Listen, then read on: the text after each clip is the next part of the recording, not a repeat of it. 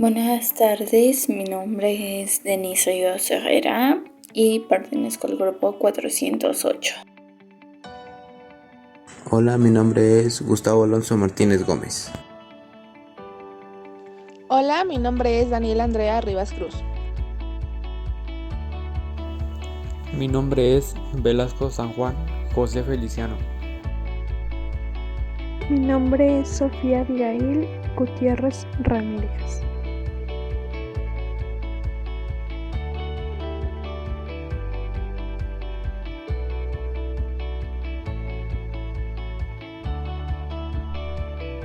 Primeramente, explicaré un poco lo que es el liberalismo económico.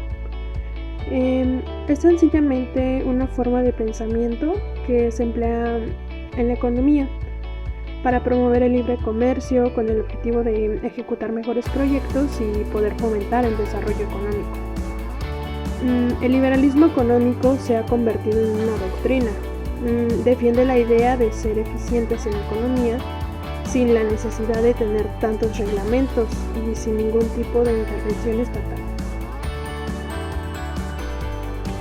El liberalismo económico surge en Europa en el siglo XVIII. Sigue los postulados del liberalismo.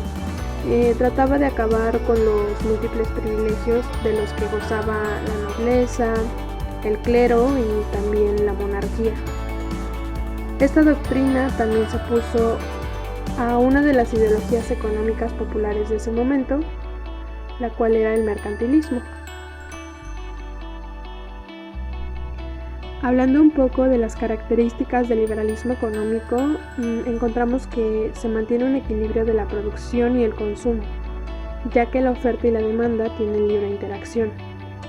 El Estado tiene limitada su interacción, ya que debe dejar que las empresas y personas lleven a cabo sus acuerdos y sus contratos por sí mismos. La oferta y la demanda se ven afectadas, pues no cuentan con protección del Estado y tampoco con su completa aceptación. El Estado y protección de la economía queda en manos de las empresas y personas. Para que su ejecución sea exitosa, la acumulación del capital y los arroyos son indispensables. La empresa o persona busca siempre el beneficio personal. De esta manera se impulsa el bienestar social. Conocido como el padre del liberalismo económico, Adam Smith aborda la economía desde un punto de vista filosófico. Para él debería existir el libre comercio, es decir, que los países deberían poder comerciar entre ellos completamente en libertad, sin pagar ningún tipo de impuestos, aduanas o aranceles. En su obra La riqueza de las naciones de 1776, defendía las tendencias naturales humanas y también criticaba las instituciones del momento. Él también defendía la teoría de la libre elección, la libre empresa, además sostenía la teoría de división racional del trabajo. Asimismo, también pensaba que el mercado se regula a sí mismo. Buenas tardes, a mí me toca hablar sobre el neoliberalismo. El neoliberalismo viene de la palabra neo, que significa nuevo, y el liberalismo de libertad. Este es un modelo económico el cual fue impuesto para dominar una parte de la extensión del mundo, como una corriente económica, la cual se expandiría y trabajaría con el capitalismo. Como bien sabemos, el capitalismo es un movimiento que solo se basa en el bienestar de los más poderosos o los dueños, ¿no? Unas características que podemos abordar sobre el neoliberalismo sería el abuso de poder, la monopolización y el intervado estatal, el cual no tenía una función muy estable en el país de México. ¿Dónde surgió el neoliberalismo? No sabemos a ciencia cierta dónde surgió. Muchos dicen que fue en el país de Francia y otros dicen que fue en Estados Unidos, por lo que muchos han aceptado que fue en Francia en los años de 1938. ¿Quiénes fueron sus creadores? Los creadores que podemos tener o intérpretes del movimiento serían en el país de Francia, sería el coloquio de los Limpa, el cual es una familia muy conocida. Y luego tenemos al personaje Houston de Francia. En Estados Unidos tenemos a Walter Limpa, que viene de la descendencia Limpa, y a Luigi von Mises, quien ha sido activista de este monopolio o modelo económico. Algunos países que se encontraron en la situación o que participaron en la creación e interpretación de este movimiento fueron Estados Unidos, Inglaterra, la Unión Soviética, Francia, Austria y muchos más países quienes participaron en el movimiento, ¿verdad? Para que el tema del neoliberalismo te quede un poco más claro y no solo te quedes con la información que yo te he brindado, he decidido traerte un video de muy poca duración donde tratan el tema de un neoliberalismo específicamente en México, para que sepas cómo fuimos influenciados, de dónde vino, cómo funciona el neoliberalismo en México. Después continuará la exposición de mi compañero o compañera, así que espero que puedan prestarles mucha atención. Gracias por su atención.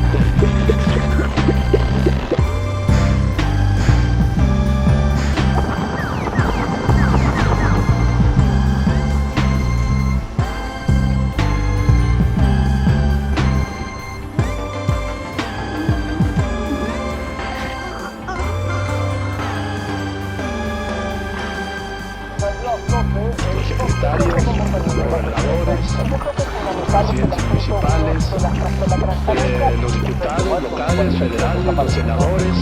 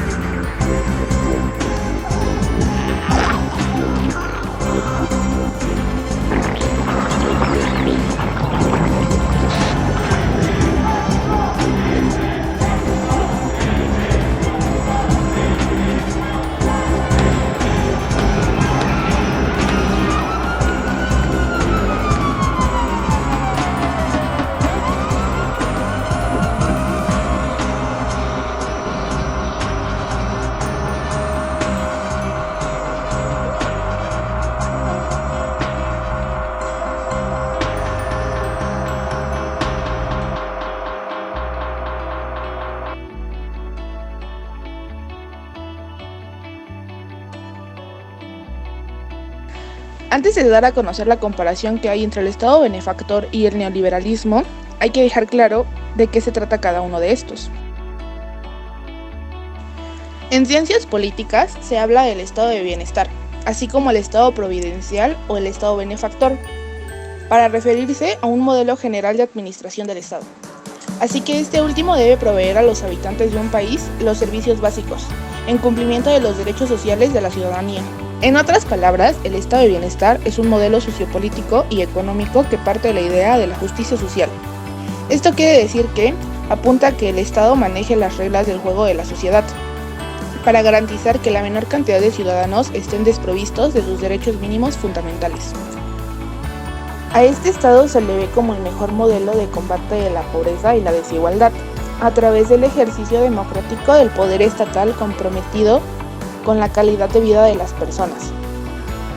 Pero por otro lado, es muy criticado por los sectores más liberales de la sociedad, quienes interpretan como un modelo injusto, que arrebata de los sectores productivos para darle a los sectores improductivos. El Estado benefactor maneja el hecho del paso de una seguridad social solo para algunos a una seguridad social para todos los ciudadanos. Esto es, el derecho a las pensiones, a la sanidad, a la protección frente al desempleo, a la educación, la cultura y los servicios públicos, tales son electricidad, agua y gas.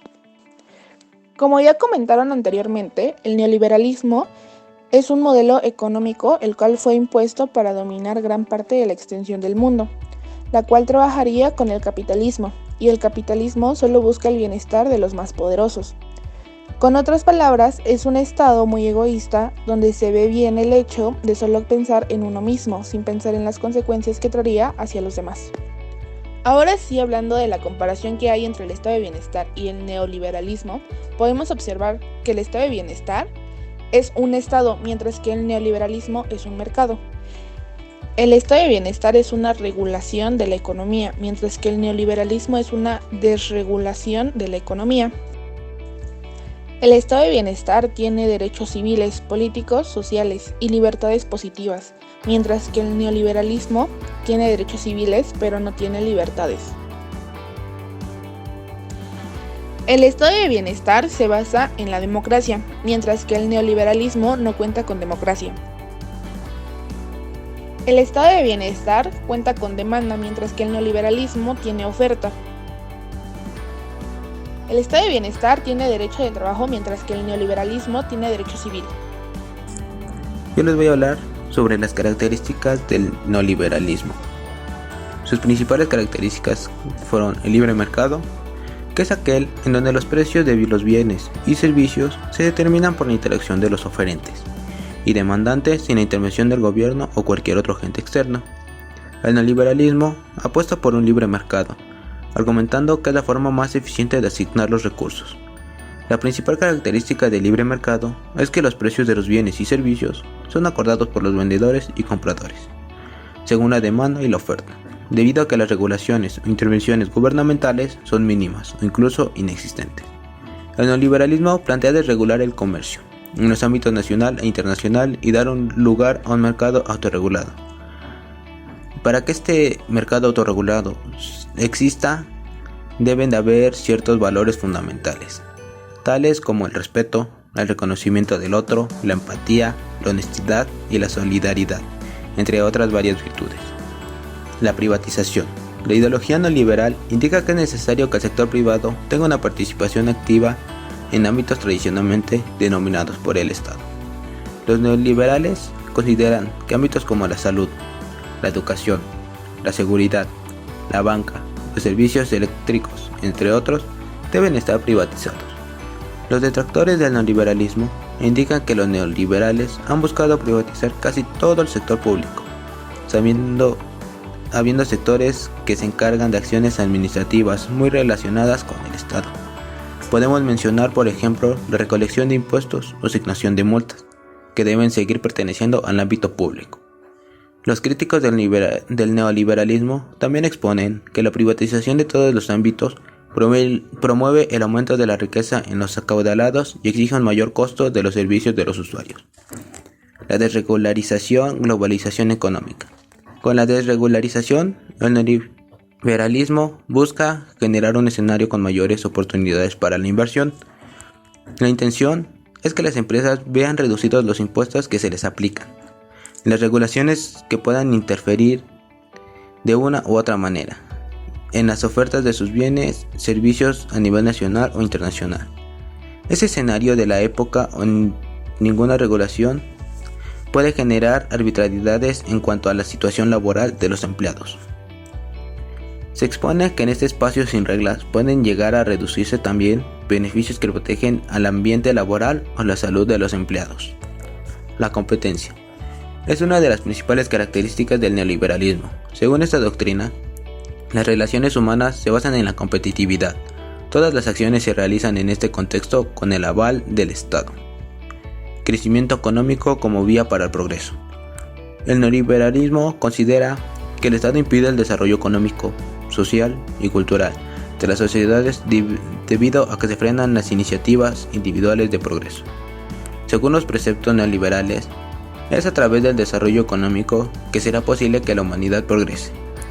Y este desarrollo se conseguirá a través de la participación en un mercado sin regulaciones y abierto al sector privado.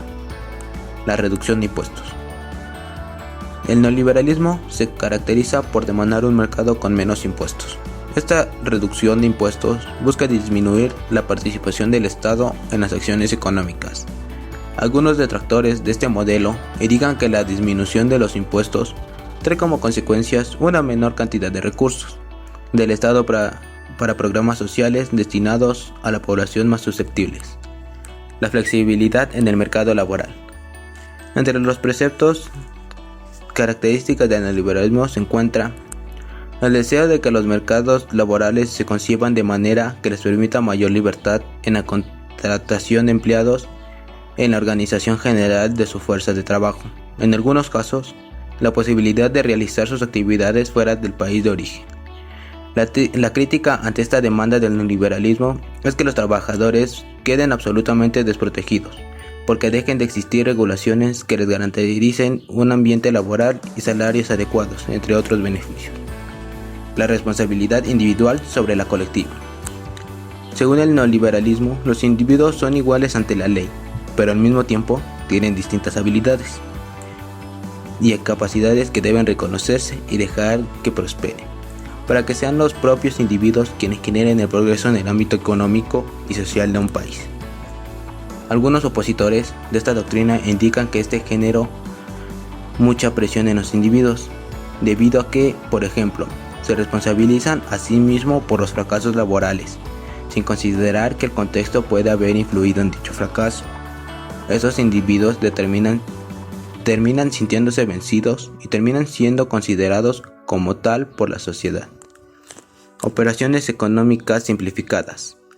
Los preceptos neoliberales exponen que, dado que el Estado no dirige las operaciones económicas, a menos burocracia, lo que permite que los procesos sean más fluidos y rápidos.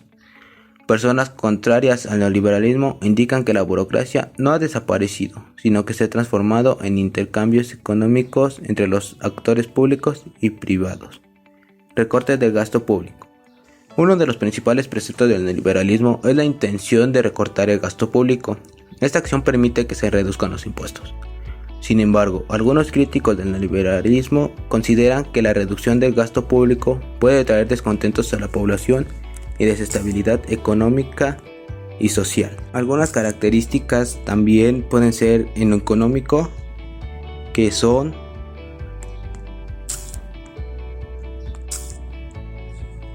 las privatizaciones y fortalecimiento del capital privado a la desregularización de los mercados. En lo político, la función del Estado se reduce prácticamente a ser garantía del equilibrio social y favorecedor de la actuación del capital privado.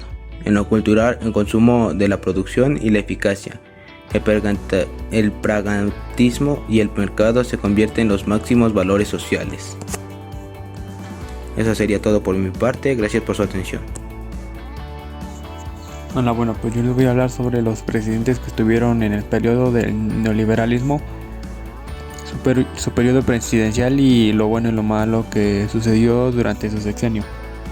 Empezaremos con Miguel de la Madrid.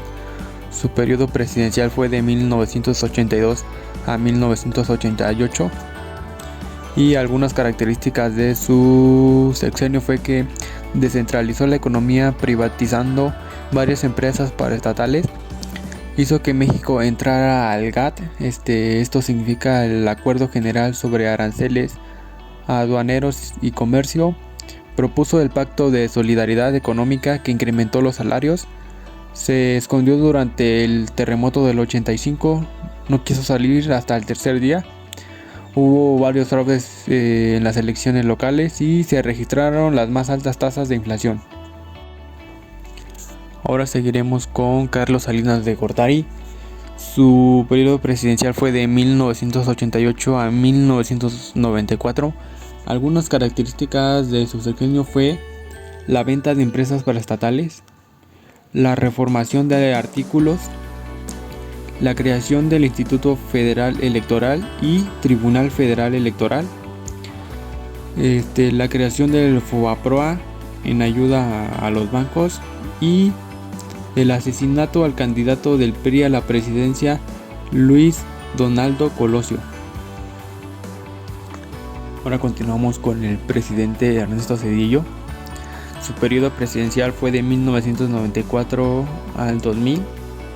Algunas características durante su sexenio fue los tratados de libre comercio con Chile, Costa Rica y Europa, la matanza de campesinos, la sustitución del IPAP por el FOBAPROA y se concede la autonomía del IFE y se da una prolongada huelga en las instalaciones de la UNAM.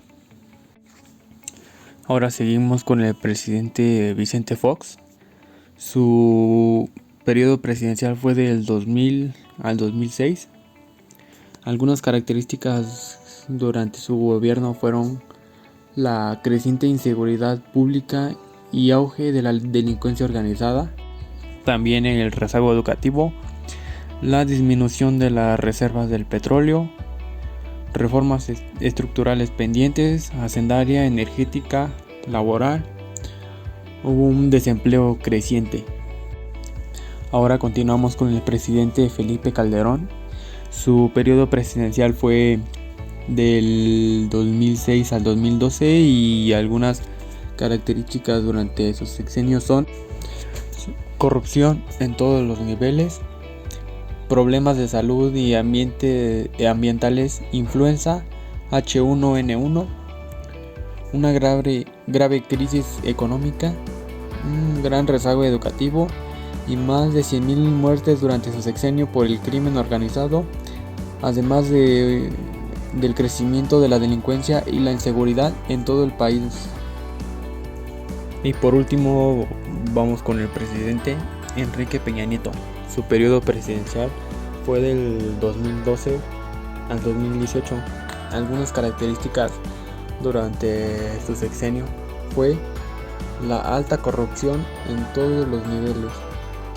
Hubo una gran crisis económica, bajos salarios, falta de empleo y una gran crisis educativa. Además de su evidencia compra de votos cuando se postuló a la presidencia, en su primer año como gobierno terminó con un déficit fiscal, además de la apertura a la inversión particular en Pemex y CFE.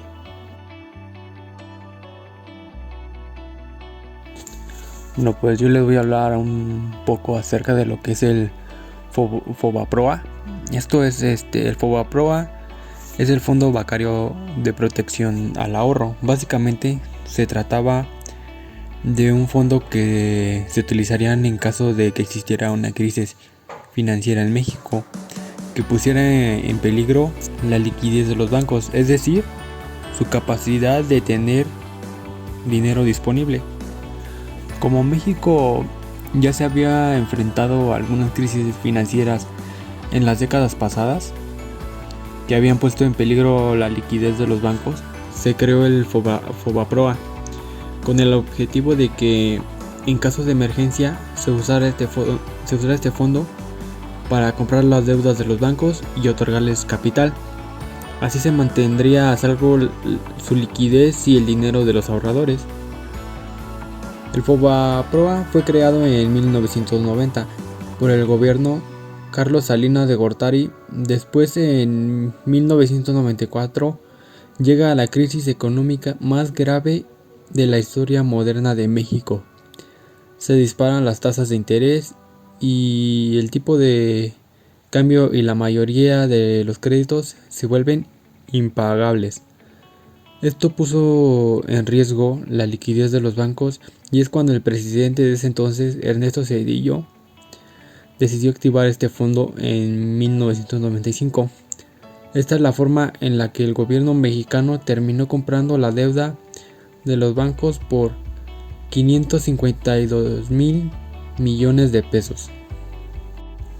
El manejo de este fondo se prestó a un alto nivel de corrupción que terminó beneficiando principalmente a los banqueros y empresarios. Lo preocupante de esto es que esta deuda se adquirió en su mayor parte con dinero de los contribuyentes, es decir, con los impuestos que paga la población. Así, el gobierno mexicano terminó comprando basura financiera con los impuestos de la gente para rescatar a unos pocos.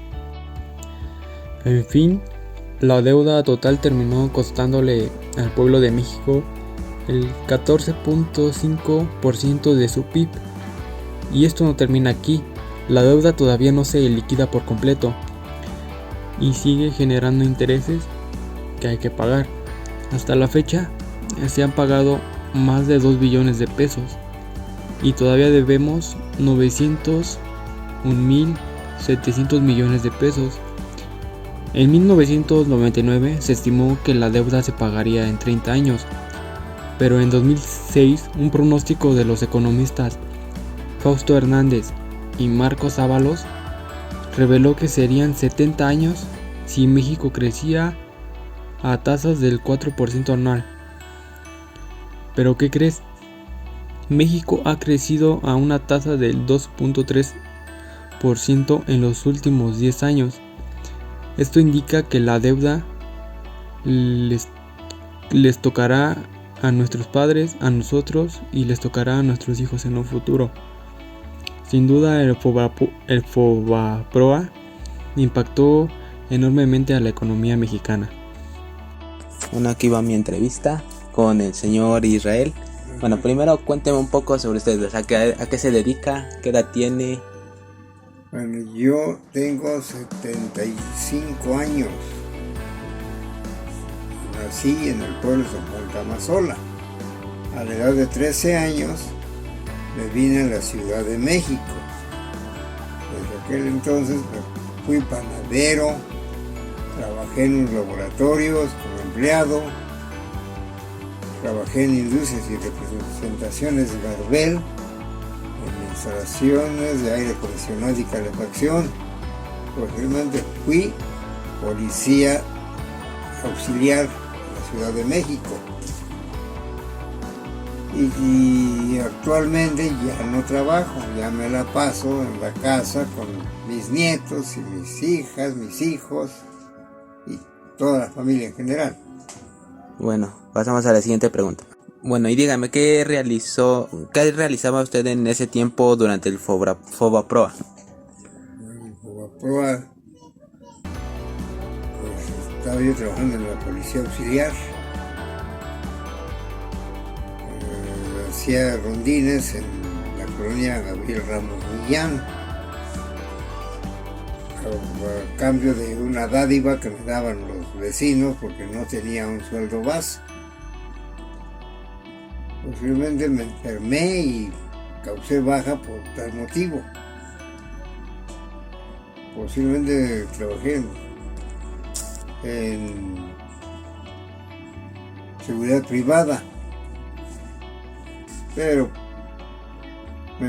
por la enfermedad ya dejé de trabajar definitivamente. ¿Cuál fue su situación más complicada que vivió durante ese periodo? La economía era un sueldo mal pagado en la policía,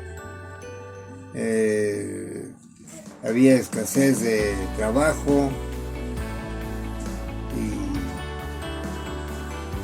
sufrir con la familia porque no teníamos un lugar estable, más que teníamos que rentar y no alcanzaba el salario. ¿Cómo fue su experiencia sobre este problema que surgió? Pues ver que el gobierno federal de aquel entonces buscaba más beneficio personal que para el pueblo. El pueblo estaba oprimido y no había manera de tener un buen sueldo.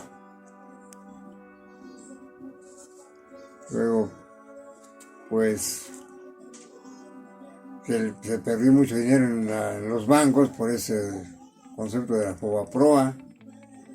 ¿Dónde quedó ese dinero? Solamente el gobierno lo sabe. ¿Y usted qué opina sobre este problema?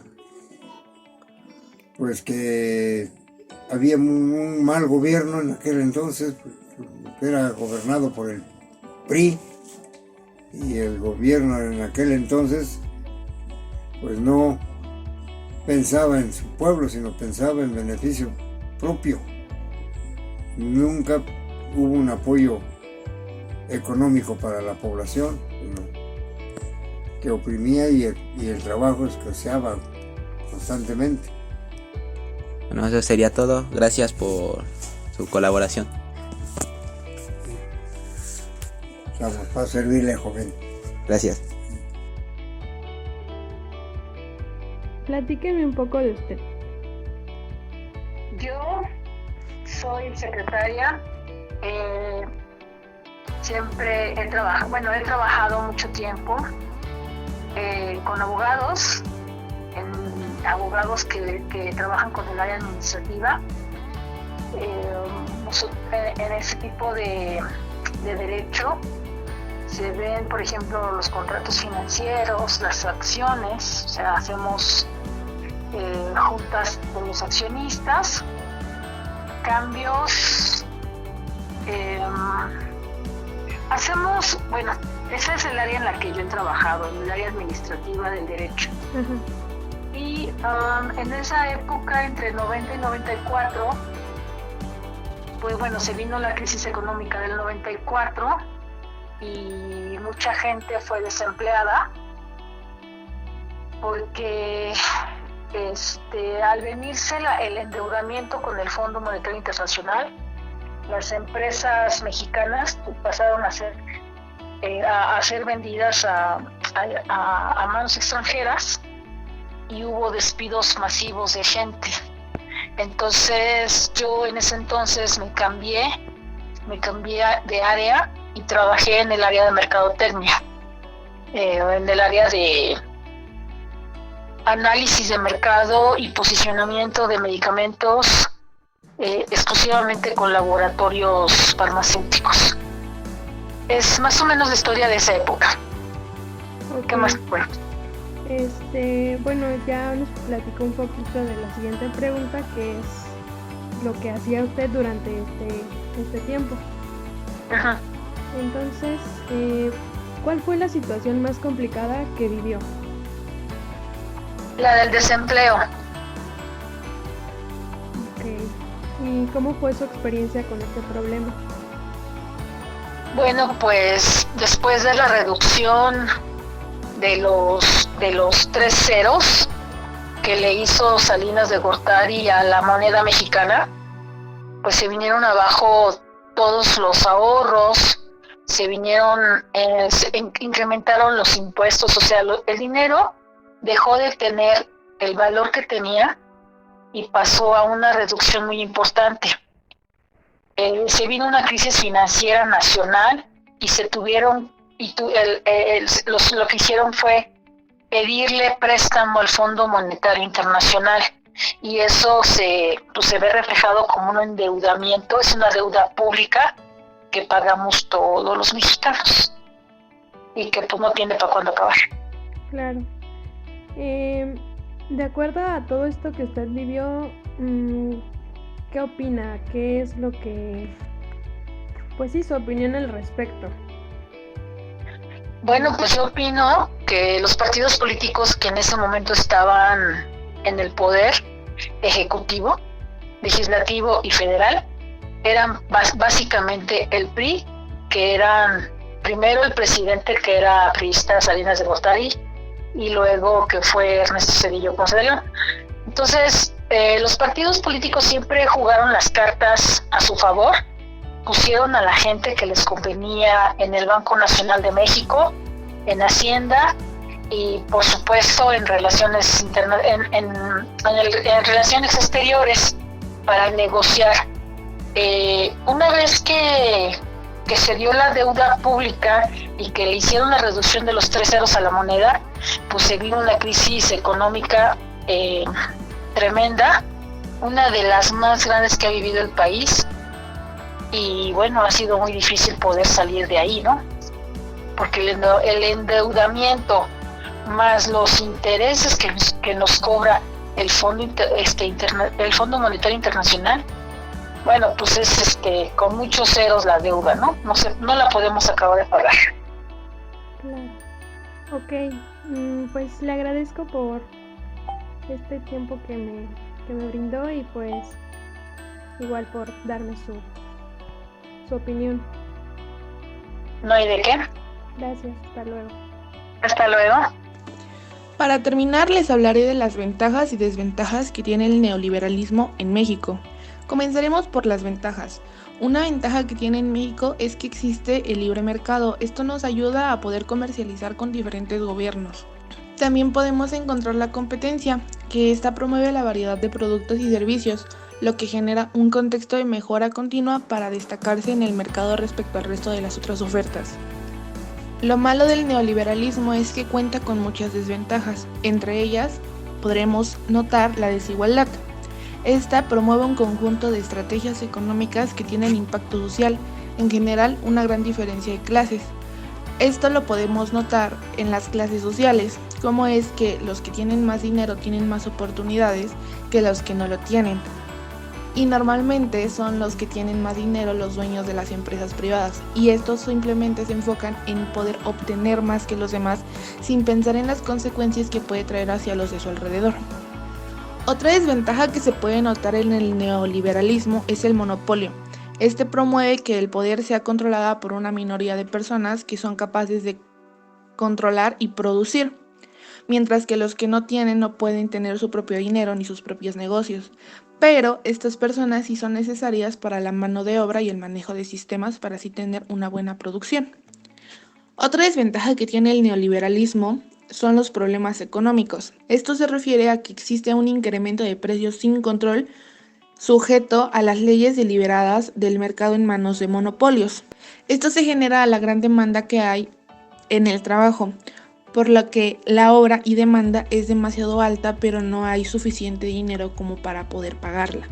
Otra de las desventajas que tiene el neoliberalismo son los problemas ambientales. Esto implica no respetar los procesos y las normas establecidas para el cuidado de los recursos y del medio ambiente.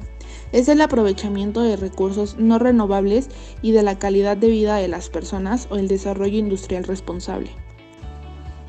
En conclusión, podemos observar que el neoliberalismo tiene más desventajas que ventajas, trae muchos problemas al país y seguimos cargando con muchos problemas que han dejado anteriores presidentes, como por ejemplo grandes deudas económicas que se hicieron solo para beneficiar a unos cuantos. Este estado neoliberal no piensa en todos, así que solo hace que el crecimiento social y económico siga estancado, ya que no beneficia a la población. En el momento en el que se empiece a modificar la forma de gobierno y el cómo se priorizan las cosas, en ese momento comenzaremos a tener un gran cambio en todos los ámbitos que son económico, político, social, cultural, entre otros.